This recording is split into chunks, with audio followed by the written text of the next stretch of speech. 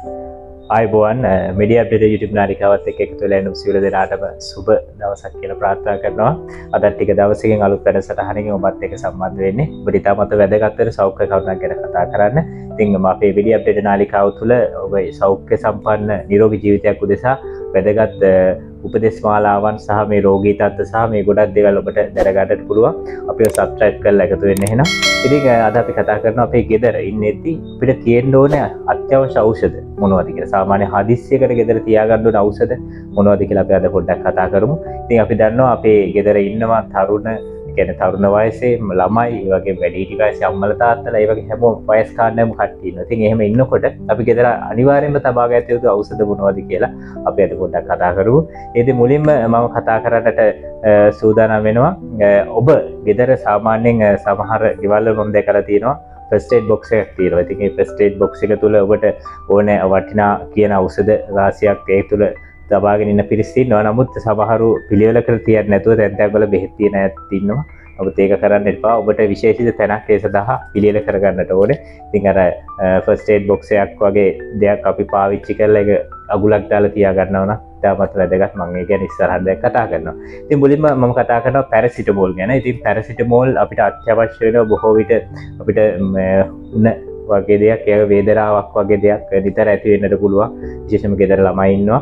ඒගොල්ලන්ට අවශ්‍ය වෙන අවස්ථාවලදී අපිට පාවිච්චි කරන්න පුළුවන් පැරසිටමෝල් ගන්නේ ඖෂධ ගොඩාක් තියෙනවා වේදනාව වලින්. ඔබට ඉඩයක් තබා ගන්නට පුළුවන් සාමාන්‍යයෙන්.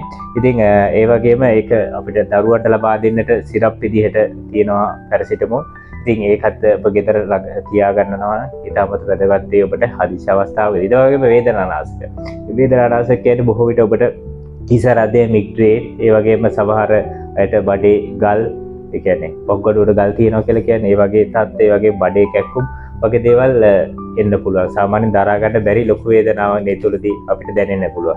මේ අවස්ථාවේ අපිට වේදනානාශක කිහිපයක් අපිට පවුලේ වෛද්‍යවරයාට කියලා ලියාගෙන තියාගන්නත් පුළුවන්. අපිට හදිස්සි අවස්ථාවක පාවිච්චි කරන්න පුළුවන් වෙන්නේ. ඉතින් ඒක හදිස්සියකටම තමයි ගන්න ඕනේ. අවශ්‍යම අවස්ථාවලදී විතරයි අපි ගන්න ඕනේ. පුරුද්දක් විදියට හැමදාම පැරසිටමෝල් දෙකක් බොන්න, නැත්නම් වෙනත් වේදනානාශක වර්ග දෙකක් පාවිච්චි කරන්න කවදාවත් පුරුදු වෙන්න එපා. ඒක ඔබේ සෞඛ්‍යයට බොහොම හිතකර වෙන්නට පුළුවන්. ඉතින් ඒ වගේම තවත් විශේෂයෙන්ම අපිට අත්දකින්න වෙන අවස්ථාව තමයි වමනය. වමනය වගේ අවස්ථාවලදී අපි ගන්න ඖෂධ ගොඩක් තියෙනවා. ඉතින් ඒ අවස්ථාවට ගැලපෙන ඖෂධයක් ඔබ ගෙදරට ගෙනලා තියාගන්න පුළුවන්. ඔබේ පවුලේ වෛද්‍යවරයා හම්බෙලා මෙන්න මේ අපිට වමනයට අවශ්‍ය වෙන ඖෂධ කිහිපයක් ලියලා දෙන්න ගියොම ඒ වෛද්‍යවරයා ඔබට ලියලා දෙයි. ඒක ගෙනල්ලා තබාගෙන ඔබට හදිසි අවස්ථාවකදී පාවිච්චි කරන්නට පුළුවන් වෙනවා.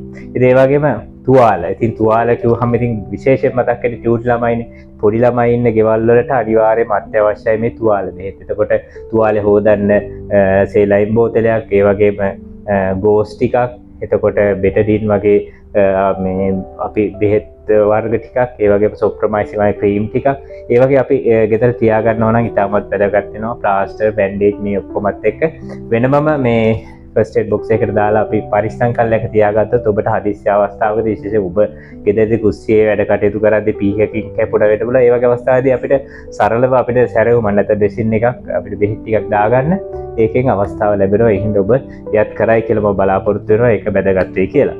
ඒ වගේම ඊළඟට ආසාත්මිකතාව. ඉතින් ඇලර්ජික් කියන්නේ ගොඩක් අය දන්නවා. ඉතින් සමහර අය ඒ ගැන ඒකේ තියෙන භයානකම නොදන්න අයත් ඉන්නවා. ඉතින් නමුත් අනිවාර්යයෙන්ම ආසාත්මිකතාව අපිට එන්න පුළුවන් මොනවටද? කෑම, බෙහෙත්, සමහර පොඩි සත්තු කෑවහම ඒ වගේ එන්න පුළුවන් පොඩි ඇලර්ජි. ඒවට ඇන්ටිහිස්ටමින් ගන්නේ ඖෂධ තමයි ප්‍රසිද්ධ. ඒ ඖෂධ තියෙනවා පිරිටන් වගේ ඖෂධයක්. ගෙදර තියාගන්න පුළුවන්. ඉතින් අපේ දරුවෙකුට පොඩි සතෙක් ආපු වෙලාවක, ඒ වගේම සාමාන්‍ය හෙම්බිරිස්සාවක් ඇස්සක් වෙන වෙලාවට අපිට පොඩි ළමයෙකුට උනත් අපි දෙන්න පුරුද්දක් කියලා කරගෙන ඉන්නවා මේ දෙමාපියෝ. මේ විදිහට මේ ඇන්ටිහිස්ටමින් ගන්නේ ඖෂධ. ඉතින් ඔබ ගෙදර ගෙනත් තියාගන්න පවුලේ වෛද්‍යවරයාට කියලා අනිවාර්යයෙන්ම ඒට අදාළව බරට අදාළව මාත්‍රාව දෙන්න අනිවාර්යයෙන්ම වග බලා ගන්න ඕනේ. අනවශ්‍ය විදිහට කොයි වෙලාවකවත් මේ විදිහට බෙහෙත් දෙන්න ඔබ පුරුදු වෙන්නට එපා. ඉතින් ඒ වගේම නිතර ඇති වෙන ආසාත්මිකතාවට සමහරුන්ට ඇලර්ජික් වෙනවා නිතරම. ඒක සමහර වෙලාවට හේතු හොයාගෙනත් නැහැ.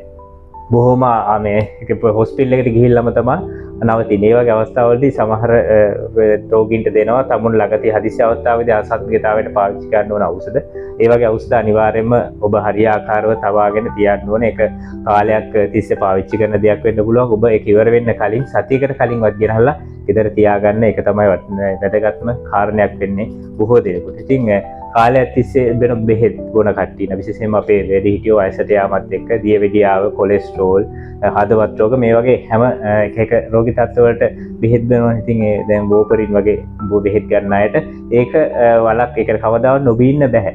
ඉතින් ඒ වගේ අය ඔබේ බෙහෙත සතියකට කලින්වත් ඉවර වෙන්න සතියකට කලින්වත් අලුතෙන් ගෙනත් තියාගෙන ඒක හරියාකාරව අවබෝධයෙන් යුතුව ඒක පවත්වාගෙන යන්න ඕනේ. ඒක තමයි මේ වැදගත් වෙන්නේ. ඉතින් ඒ වගේම ඔබට තවත් කියන්නේ ගෙදර සාමාන්‍යයෙන් ඔය සෙමට කැස්සට වගේ වුණ විටමින් C එකක් ගෙනත් තිබ්බට කමක් නැහැ. වෛද්‍ය උපදෙස් මත ගෙනත් තියාගෙන ඔබට පාවිච්චි කරන්නට පුළුවන්. ඒ වගේම මම අවසාන වශයෙන් කියන්න කැමති මේ ඇන්ටිබයොටික් සමහරව ගෙදර තියාගෙන පාවිච්චි කරනවා.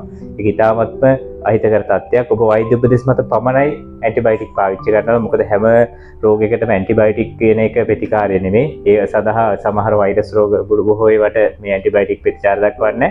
එහෙනම් ඔබ හරියාකාර වෛද්‍ය උපදෙස් මත පමණක් මේ ඖෂධ ගන්න හුරු වුණොත් ඉතාමත්ම වැදගත් වෙයි කියලා මම හිතනවා.